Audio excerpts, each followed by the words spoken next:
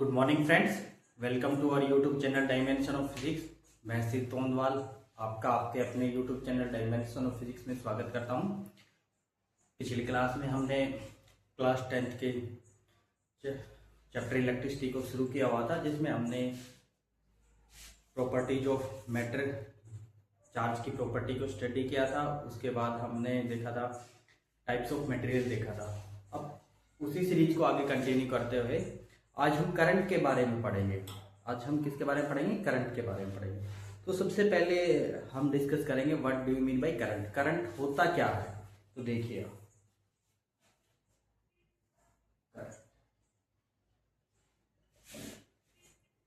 अब करंट का मतलब होता है टू फ्लो। करंट का मतलब होता है टू फ्लो। अब टू फ्लो का मतलब कोई भी चीज जब बहती है, फ्लो करती है, उसको बोलते हैं करंट। अगर आपके पास वाटर फ्लो कर रहा है तो उसको बोलेंगे वाटर करंट।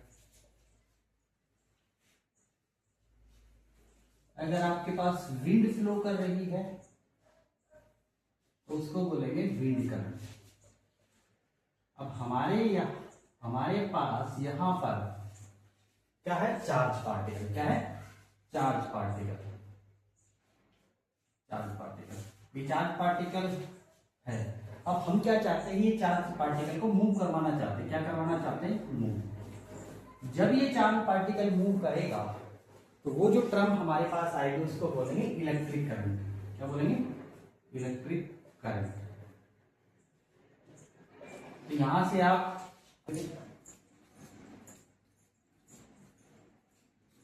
इलेक्ट्रिक करंट का मतलब हुआ चार्ज पार्टिकल का फ्लो। तो इलेक्ट्रिक करंट को कैसे डिफाइन करें? It is defined as rate of flow of charge particle. Rate of flow of charge particle पर unit time across a cross sectional area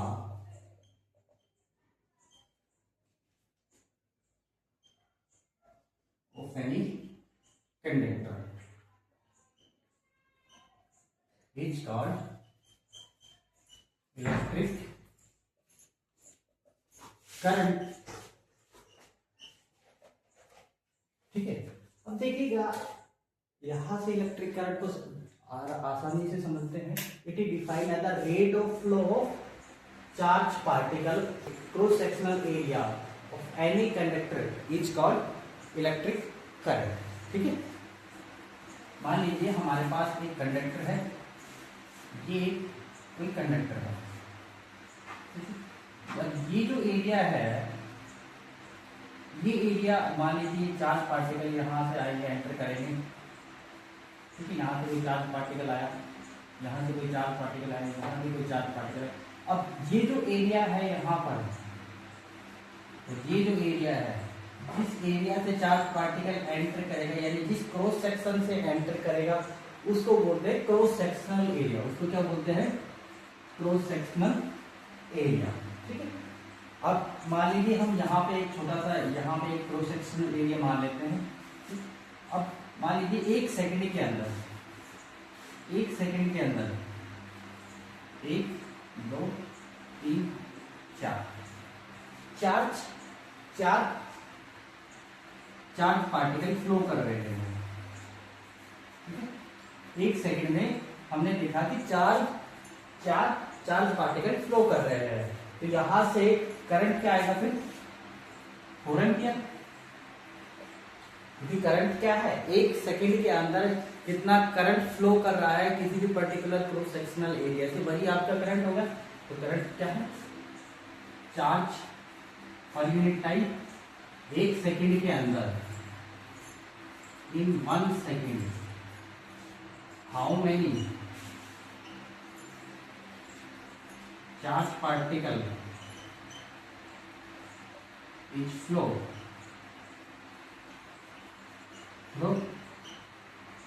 any cross section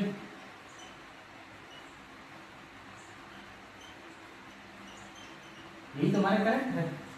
अब मान लीजिए यहाँ पे चार्ज है, अब मैं एक और बढ़ा दिया तो यानी अब मैंने कितने कर दिए 6 चार्ज पार्टिकल, 6 चार्ज पार्टिकल। तो अब करंट क्या आएगा 6 एम्पियर। अब करंट कितना है 6 एम्पियर। करंट की जो यूनिट है यूनिट वो क्या होगी एम्पियर होगी, वो क्या होगी एम्पियर होगी। वैसे करंट का फॉर्मूला क्या है चार्ज अपॉन टाइम, चार्ज को कूलम्ब पर सेकंड, ठीक है। बट इसकी ऐसा यूनिट क्या होगी हमारे पास एम्पियर होगी। Current of 0.5 ampere is drawn by A filament of an electric bulb for 10 minutes. Find the amount of electric charge that flow the circuit. ठीक, अब सोल्यूशन देखिए। क्वेश्चन में ये कहा गया है आपसे कि हमारे पास क्या है बल्ब है, बल्ब का जो फिलामेंट है उसके अंदर 0.5 एम्पियर का करंट ड्रॉ हो रहा है। कितना करंट ड्रॉ हो रहा है 0.5 एम्पियर का करंट, ठीक है। कितने टाइम के लिए 10 मिनट के लिए। टाइम कितना दे दिया हमारे पास 10 मिनट, ठीक। अब हमसे क्या पूछा गया find the amount of electric charge. हमसे क्या पूछा गया electric charge flow the circuit. अब उस पूरे सर्किट में से कितना चार्ज को फ्लो किया है। तो आप करंट का फॉर्मूला जानता है क्या होगा कि यहाँ से हमें चार्ज चाहिए तो चार्ज क्या आएगा आई इंटू टी। करंट कितना 0.5 एम्पियर और टाइम कितना 10 मिनट। तो हमें टाइम को कन्वर्ट करना पड़ेगा सेकंड के अंदर, तो इसको डेसिमल को हटाएंगे। करंट 1 मिनट में कितने सेकंड 60 सेकंड। तो ये हमारे पास क्या आएगा जब इसको सोल्व करेंगे तो 300 कूलम्ब। इतना चार्ज क्या करेगा फिलामेंट से यानी सर्किट से जाएगा, ठीक है। अब next question, A current of 0.5 ampere is drawn by a motor of an electric fan for 2 minutes. Find the amount of electric charge that flow the circuit and the amount of electron pass through the wire. अब इस question में जैसा पहले question में हमने charge निकाला, इस question जो सेकंड क्वेश्चन है इसके अंदर भी हमें चार्ज निकालना और चार्ज के बाद हमें क्या पूछा गया है electron pass through the wire. Question ये कहता है कि एक मोटर है इसकी इलेक्ट्रिक फैन की जो 2 मिनट के अंदर 0.5 करंट को ड्रॉ करती है, यानी इतना करंट फ्लो होता है। कितना करंट फ्लो होता है 0.4 एम्पियर करंट फ्लो होता है इसमें मोटर ऑफ इलेक्ट्रिक फैन। तो ये इलेक्ट्रिक फैन है उसकी मोटर 0.4 एम्पियर करंट को फ्लो करवाती है, ठीक है। टाइम कितना दिया 2 मिनट। अब वही आपसे क्या पूछा गया है the amount of electric charge कि जितना चार्ज फ्लो किया है इस करंट को ड्रॉ करने में। यदि इस करंट जब ये करंट आएगा तो चार्ज की वैल्यू बतानी है। आई इक्वल टू क्या हुआ थी यहाँ से क्या आएगा आई इंटू टी। अब देखिए करंट कितना 0.5 एम्पियर 0.4 एम्पियर और टाइम कितना 2 मिनट, ठीक। अब इसको सोल्व कर लेते 4 दूनी 8 है 48 यानी 48 कूलम्ब चार्ज हमारे पास आएगा। इतना चार्ज आ गया। अब हमें क्या निकालना है amount of electron pass through the circuit. अब जब ये चार्ज कितना है 48 कूलम्ब, कितना चार्ज फ्लो करेगा तो नंबर ऑफ इलेक्ट्रॉन्स कितने फ्लो करेंगे इसमें। नंबर ऑफ इलेक्ट्रॉन तो हम जानते हैं ये हमारा फर्स्ट पार्ट था। सेकेंड पार्ट के अंदर नंबर ऑफ इलेक्ट्रॉन फ्लो कैसे निकालेंगे क्या इक्वल टू एन की, यहाँ से एन की वैल्यू निकालनी है तो क्या कितना है 48 एन निकालना है। ई क्या है चार्ज ऑन 1 इलेक्ट्रॉन, यहाँ से एन की वैल्यू कितनी आ जाएगी 48 डिवाइड में 1.6 इंटू 10⁻⁻19। अभी 1 अभी ऊपर जाएगा यहाँ से डेसिमल 1 हटाएंगे, ठीक है। जब इसको सोल्व करेंगे तो कितना आएगा 48 अपॉन 16 इंटू 10⁻20, 4 से कट कर लीजिए 4 तो 16 4 एकम 4 डिवाइड 4 यही कितना है 3 इंटू 10⁻20 नंबर ऑफ इलेक्ट्रॉन्स आएंगे। इतने इलेक्ट्रॉन फ्लो करेंगे। अब आप समझ रहे जब चार्ज फ्लो, जब चार्ज फ्लो करता है तो उसके साथ क्या फ्लो करता है, इलेक्ट्रॉन फ्लो करते हैं। कितने नंबर ऑफ इलेक्ट्रॉन फ्लो करेंगे यहाँ पे, 3 × 10⁻20 नंबर ऑफ इलेक्ट्रॉन फ्लो करेंगे। अब इलेक्ट्रॉन निकालना चाहे तो निकाल सकते हैं आसानी से। 300 1.6 × 10⁻90, जब इसको सोल्व करेंगे तो 300 16 × 10⁻20, ये डेसिमल हटेगा, यहाँ पे -20 आ जाएगा और ये ऊपर जाके +20 हो जाएगा।